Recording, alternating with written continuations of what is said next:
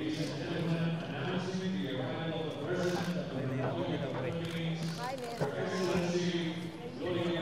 the awarding of certificates from the Pag-ibig Fund to the 100 housing beneficiaries. Or the BPOs. We thank you. It is representative of Juan Ucat, the Honorable Vigor Mendoza.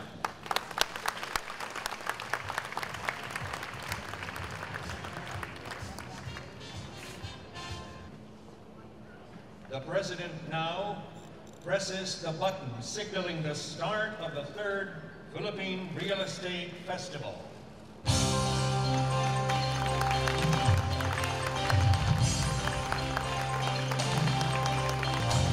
Now on its 3rd year, this year's Philippine Real Estate Festival intends to play a crucial role in strengthening the realty business.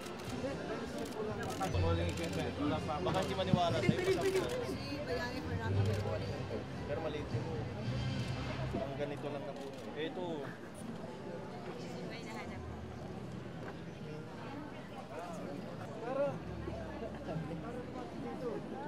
Para makita si ma'am.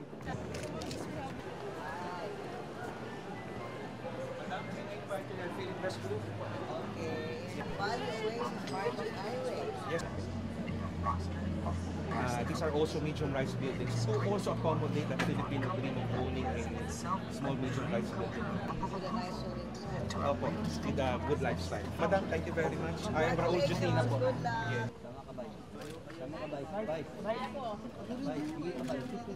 Check the director na. Hello. Ako, Danny. Kamusta? Yes, of course. Special campaign. Ikaw na. Ito si George Gregorio. President. Pagpatay ng picture, makuha bro. Oh, is there a soundbite? Meron ba tayong microphone para soundbite?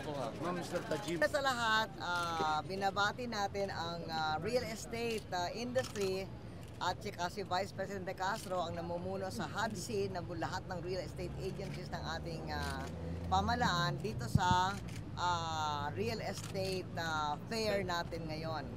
At isang nakakatuwa ay merong espesyal na window para sa ating transport sector na nakapabait sa ating taong bayan kasi kahit na nung tumataas ang presyo ng langis ay hindi nila tinataas ang presyo ng transportasyon, ng pasahe.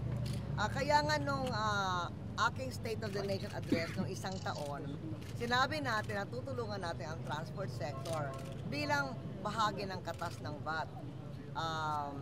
Sinabi natin na tutulungan natin sila sa pamamagitan ng 1 billion pesos, 500 million para ma-convert yung mga makina nila from diesel to LPG para mas environment friendly at saka mas mura.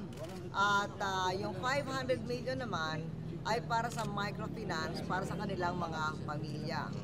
Yung unang 500 na na-release ng pamalaan para sa pautang sa pamamagitan ng Postal Bank ay parang sabi ko nga sa transport sector medyo mahinang absorption. Mabagal. 500 million ang linabas, 12 million pa lang ang pinapahirapan. Bakit mabagal? Ito makakasagot. Very good. Congratulations. Sigurado yun, ha? Okay. Kasama namin sa invention niya po. Ang maganda yung kanyang invention. Ang invento namin yung mga membro natin.